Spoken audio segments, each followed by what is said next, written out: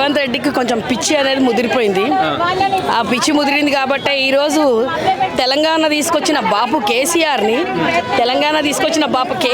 10 సంవత్సరాలు ముఖ్యమంత్రిగా పాలించిన బాపు కేసీఆర్ని కాళేశ్వరం అనేది కరువు కాటకాలలో ఉన్న తెలంగాణను ఈరోజు సస్యశ్యామలం చేసిన కేసీఆర్ గారికి కాళేశ్వరం ప్రాజెక్టు ఇరిగేషన్ తీసుకొచ్చినందుక, రైతు బంధు ఇచ్చినందుక దేని గురించి నోటీసులు ఇచ్చిండో అర్థమైతలేదు. అసలు టైం పాస్ కోసము 1,00,000 కోట్లు అవినీతి చేశారని నోటీస్ ఇచ్చారట. అక్కడ అయ్యిందే 80 లక్షలు, 80,000 కోట్లు. దానికి 1,00,000 కోట్లు ఎట్లయిందంటే 20 లక్షలు వీని జోబులకేం చేసిందా? కాంగ్రెస్ జోబులో మోదీ అంటే రాహుల్ గాంధీ దగ్గరకేం తెచ్చేసిండటనా?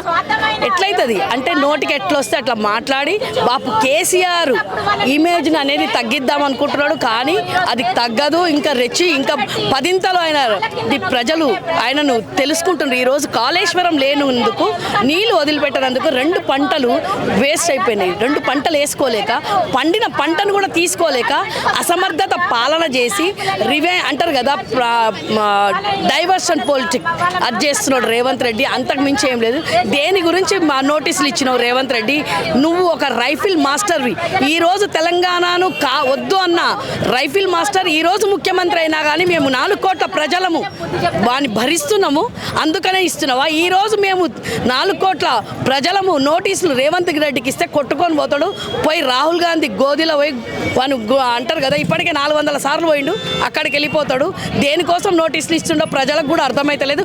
దాని మీదే ఈరోజు మా కవితక్క ఆ నోటీసులు ఇచ్చిన దాని మీదే మేము నిరసన తెలుపుకుంటున్నాం. కాబట్టి ఈరోజు యావత్ తెలంగాణలో కాదు, తెలంగాణ కాకుండా ప్రపంచవ్యాప్తంగా ఈరోజు మా జాగృతి ఆధ్వర్యంలో, అక్క బీఆర్ఎస్ ఆధ్వర్యంలో ప్రతి ఒక్కరు ఇక్కడికి వచ్చి బాపు కేసీఆర్ తెలంగాణ తెచ్చినందుకు, ఆయనకు నోటీసులు ఇచ్చినందుకు ప్రతి ఒక్కరం బాధపడుతున్నాము. ప్రతి ఒక్కరం నోటీసులకు విరుద్ధంగా రేవంత్ రెడ్డిని మాత్రము ఈరోజు మాత్రం అసలు రేవంత్ రెడ్డి పేరు కూడా ఎత్తే అంత పరిస్థితి లేడు. ఏదో హడావుడి చేస్తున్నారు, ఏదో లామినేట్లో ఉండాలి, మీడియాలో హడావుడి చేయాలి కాబట్టి ఏదో ధర్నా కూర్చున్నారు. ఏదో హడావుడి రేవంత్ రెడ్డి చేస్తున్నాడు. రేవంత్ రెడ్డిని ఎవడు పట్టించుకుంటలేడు.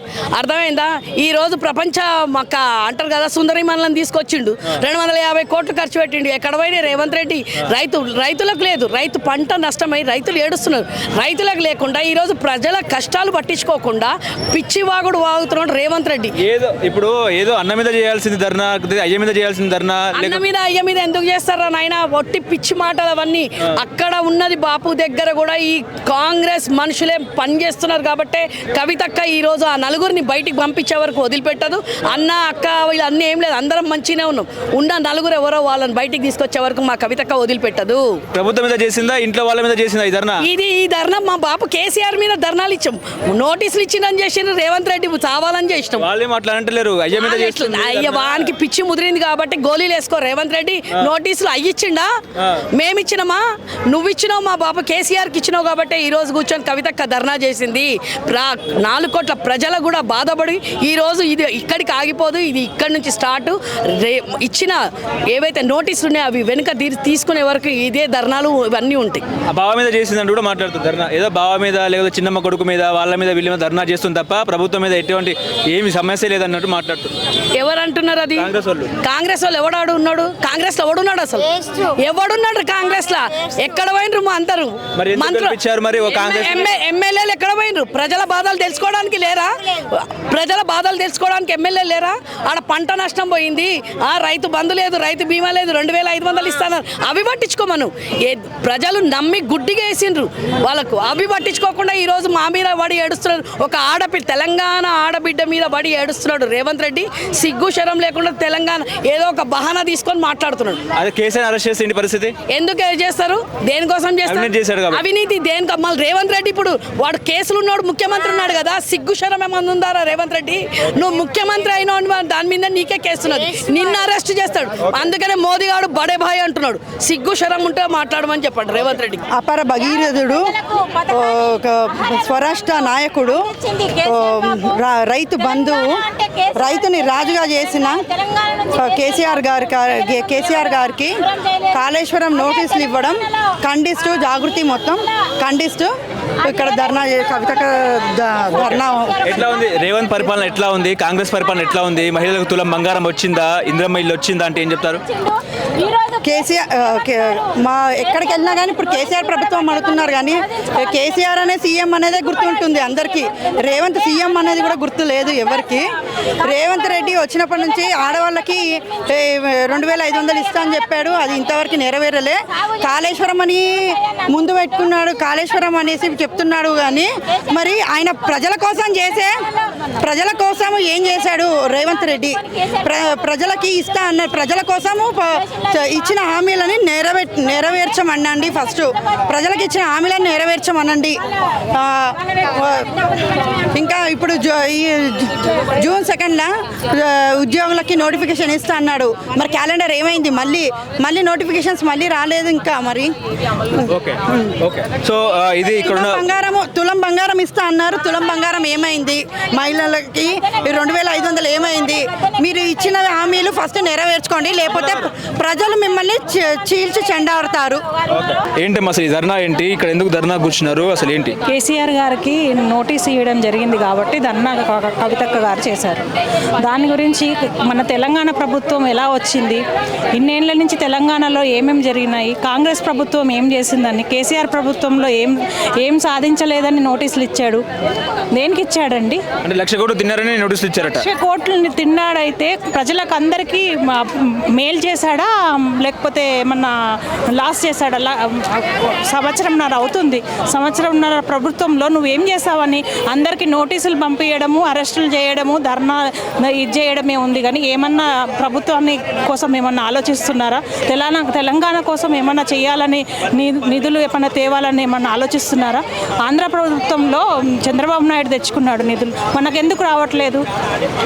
ఢిల్లీకి పోయి వచ్చేటంత మాత్రంలో పని అయిపోతుందా ప్రభుత్వంలో మనకు? పార్లమెంట్ సీట్లు లేవు కదండి.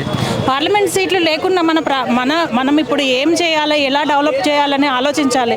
అందాల పోటీలు పెడితే మనకేమొస్తుందండి? మన కేసీఆర్ ప్రభుత్వంలో ఏం తక్కువ చేశారని? ఎట్లా ఉంది కాంగ్రెస్ పరిపాలన? బాగుందా? చాలా బాగుంది. తులం బంగారం ఏమైనా వచ్చిందా? వచ్చింది. మా అమ్మాయికి 2 తులాల బంగారం వచ్చింది. స్కూటీ ఇస్తా అన్నాడు. స్కూటీ ఎవరికి ఇచ్చాడు? ఏమున్నా ఏం పథకాలు కూడా ఏమి మహిళలకు 2500 ఇస్తా అన్నాడు. ఏమి ఇచ్చాడా? ఎవరికన్నా చూపించాడా? ఏదన్నా మహిళల కోసం అన్న ఎవరి గురించి అన్న ఆలోచిస్తున్నారా ప్రభుత్వంలో? ఇంద్రమహిళ వచ్చిందా ఎవరికైనా? ఎవరికి రాలేదు. మన కేసీఆర్ ప్రభుత్వంలో వచ్చిన ఇండ్లనే ఇచ్చాడు. ఇప్పుడు ఇంద్రమహిళలు ఎక్కడ కట్టాడు? ఎక్కడ శంకుస్థాపన చేశాడు? ఎట్లా ఉంది మరి? మొన్న ఏమో మహిళల్ని కోటీశ్వరం చేస్తా అన్నాడుగా. అందరు కోటీశ్వర్లు అయ్యారు రేవంత్ ప్రభుత్వంలో. తట్టలు పట్టుకొని పోవాలి, మనం కూడా కోటీశ్వర్లు అవుతాం. అందాని అబ్బాయిలకు పోటీ పడాలంట. అందాని అదానిలకు పోటీ పడాలంట. అందాని పోటీ పడాలి. పోటీ పడితే కోటీశ్వర్లు అవుతాం మనం. మరి అంతే అంటారు. మనకు కేసీఆర్ చేసిన పథకాలు అన్నీ అమలు చేస్తున్నారు. అవే అమలు చేస్తున్నారు కానీ కొత్త పథకాలు అయితే ఏమీ ఇవ్వలేదు. మార్పు బాగుందా? మార్పు అన్నారు. చాలా మార్పు వచ్చింది. ఇట్లాంటి మార్పు కాంగ్రెస్ ప్రభుత్వంలో ఇంతో అంతో పేరుండేది. ఆ పేరు మొత్తం తీసేశాడు.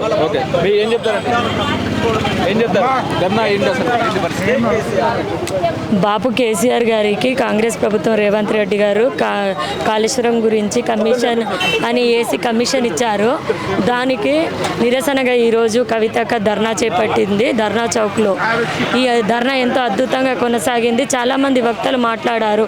అసలు కాళేశ్వరం విలువేం తెలుసు, కోడిగుడ్డు మీద ఈకలు పీక్కున్నట్టు ఒక సామెతనే ఉంటారు. అటువంటి పరిస్థితిలో ఈరోజు కమిషన్ వేసిండు. ఎందుకు ఈ కమిషన్? బాపు కేసీఆర్ గారు అడగకుండానే అమ్మని అన్నం పెట్టదు, అడగకుండానే ఎంతో అద్భుతమైన పథకాలు అందించినందుక, లేకపోతే రైతులకు నీళ్ళు ఇచ్చినందుక, లేకపోతే అందరు మహిళలు ఒంటరి మహిళలకు పింఛన్ ఇచ్చినందుక, ఇటువంటి చెప్పుకుంటూ పోతే కేసీఆర్ గారు ఎంతో అద్భుతమైన పథకాలు అందించారు. అసలు కాళేశ్వరం గొప్పతనము ఏం తెలుసు? మన రేవంత్ రెడ్డి గారికి 3 బ్యారేజీలు, 19 సబ్ స్టేషన్లు, 15 పంప్ హౌజ్లు, ఇటు చెప్పుకుంటూ పోతే 240 టీఎంసీల నీటి వినియోగం ఈరోజు తెలంగాణ దానివల్ల చేస్తుంది. ఎంతో సస్యశ్యామలంగా తెలంగాణ ఏర్పడింది. కాళేశ్వరాన్ని ఎండగొట్టినా కూడా 3 కాలువల్లో ఉన్న నీళ్లు తీసుకొని ఈరోజు తెలంగాణ ఎంతో అద్భుతమైన పంటను సాధించింది.